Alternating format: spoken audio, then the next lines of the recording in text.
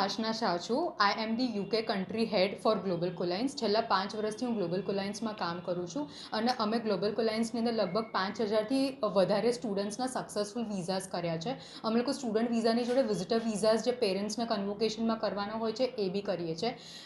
Global કોલાઇન્સના પોર્ટફોલિયોની વાત કરું તો અમે લોકો બહુ બધા સક્સેસફુલ વિઝાસ કર્યા છે ટોપ યુનિવર્સિટીઝના, જેમ કે હાર્વર્ડ આવી ગઈ, રસલ ગ્રુપ્સ જેમ કે યુકેની અંદર સ્થિત છે, Imperial College, Warwick Business School, King's College London, University of Manchester, જેમાં સ્ટુડન્ટના સેટિસ્ફેક્શન રેશિયો બી બહુ જ સારા મળ્યા છે. હું કરંટ સિચ્યુએશનની વાત કરું તો અત્યારે યુકેની અંદર 2 વર્ષનું સ્પોર્ટ્સ સ્ટડી વર્ક પરમિટ બધા સ્ટુડન્ટ્સ માટે અવેલેબલ છે.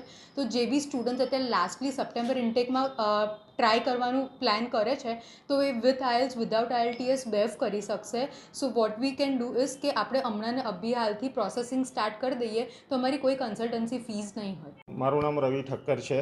હું અમારી સંસ્થા global કોલાયન્સ overseas education private limited, જે છેલ્લા 16 વર્ષથી કાર્યરત છે.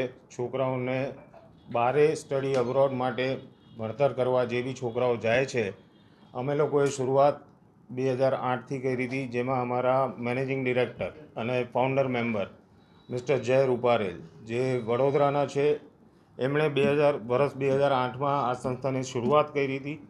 સ્લોલી ગ્રેજ્યુઅલી ધીરે ધીરે અમે લોકો વધતા ગયા છીએ. સાથે સાથે જે બી છોકરાઓને બહારે ભણવાની ઈચ્છા હોય છે અને એમના પોતાના સપનાઓ સાકાર કરવાની ઈચ્છા હોય છે, એમાં અમે લોકો એમને મદદરૂપ થઈએ છીએ. આ વર્ષે અમારા 16 વર્ષ પત્યા છે, પૂરા કર્યા છે. Successful 16 years we have completed. 16 વર્ષની અંદર ગ્લોબલ કોલાયન્સે 6 બ્રાન્ચીસ ચાલુ કરી છે. શરૂઆત અમે વડોદરાથી કરી હતી, એના પછી અમદાવાદ, સુરત, રાજકોટ, દિલ્હી, બેંગ્લોર.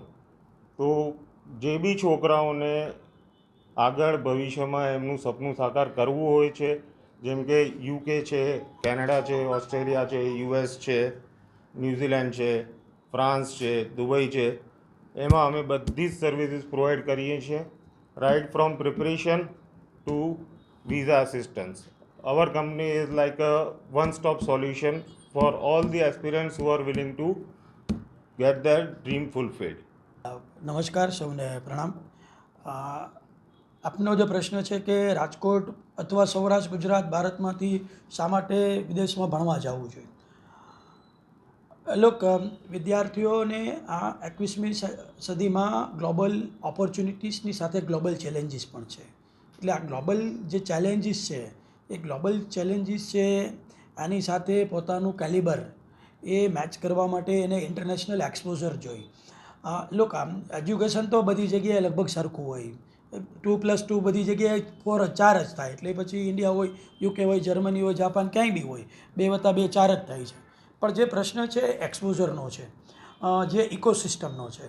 તો ખાસ કરીને જે એવા દેશ છે કે જે ડેવલપ કન્ટ્રીઝ છે, આપણે યુએસની વાત કરીએ, યુકેની, ઓસ્ટ્રેલિયાની વાત કરીએ, જર્મનીની વાત કરીએ, તો આવા જે દેશો છે એમનું ઇકોસિસ્ટમ છે એજ્યુકેશન માટે વધારે સારું છે. એટલે ઇકોસિસ્ટમ એ છે કે એજ્યુકેશનની સરાઉન્ડિંગની આજુબાજુનું એને જે એન્વાયરમેન્ટ મળે, જે એક્સપોઝર મળે. આમ જો મોટાભાગના કન્ટ્રીમાં શું છે કે એમને સાથે જોબનું એક્સપોઝર મળે.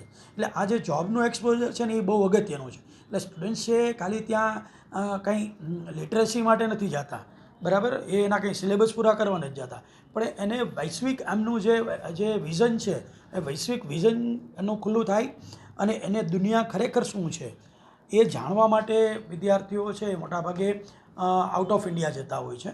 ઇન્ડિયામાં પણ આજે ખૂબ જ સારી યુનિવર્સિટી, ખૂબ જ સારી ફેસિલિટીઝ છે, પણ જે ઇકોસિસ્ટમની વાત છે કે એ ઇકોસિસ્ટમ છે એ વખતે ઇન્ડિયા કરતાં આજે ડેવલપ કન્ટ્રીઝ છે ત્યાં વધારે સારી હોય છે. એટલે this is what the major reason કે ઇન્ડિયાના સ્ટુડન્ટ્સ છે એ બહાર વધારે જાય છે. ઇફ યુ ટોક, રાજકોટમાંથી દર વર્ષે 10,000 વિદ્યાર્થીઓ એ આઉટ ઓફ ઇન્ડિયા ભણવા માટે જાય છે. પછી એ મેડિકલમાં જતા હોય, એ પછી છે મેનેજમેન્ટમાં જતા હોય, એન્જિનિયરિંગમાં જતા હોય, કે કોઈ ઓફબીટ કોર્સિસમાં જતા હોય.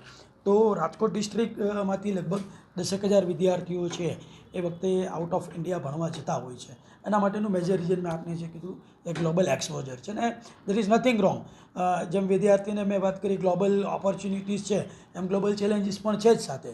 એટલે એમાં જે વિદ્યાર્થીઓ, બીજું કે ગવર્મેન્ટ ખૂબ જ સારું સપોર્ટ કરે છે અત્યારે. ગવર્મેન્ટ પણ છે જે વિદ્યાર્થીઓને આગળ ભણવું હોય એમને સબસિડી સાથે, ઓછા ઇન્ટરેસ્ટ સાથે મોટી લોન આપે છે. એ પણ એક ખૂબ જ મેજર ફેક્ટર છે કે અત્યાર સુધી જે એકદમ ખૂબ જ પૈસાદારના દીકરાઓ જતા, જે અપર ક્લાસના, એની જગ્યાએ હવે અપર મિડલ ક્લાસના છોકરાઓ છે એ પણ બહાર ભણવા જાય છે. આ મોટું કારણ છે. બીજું, અમુક કોર્સીસ એવા છે કે જે ઇન્ડિયા કરતાં બહારના દેશમાં પ્રમાણમાં સસ્તા એમના કોર્સ પૂરા થઈ જાય છે. માનો કે MBBSનો કોર્સ ઇન્ડિયામાં જુઓ તો તમે પ્રાઇવેટ યુનિવર્સિટીમાં 50, 60, 70 લાખ રૂપિયા થઈ જાય છે. આ જ કોર્સીસ તમે માનો કે રશિયા, જ્યોર્જિયા તમે જાઓ તો એ વખતે 20-25 લાખમાં થઈ જાય છે. ફિલિપાઇન્સમાં જાઓ તો વખતે એનાથી બી ઓછામાં થઈ જાય છે.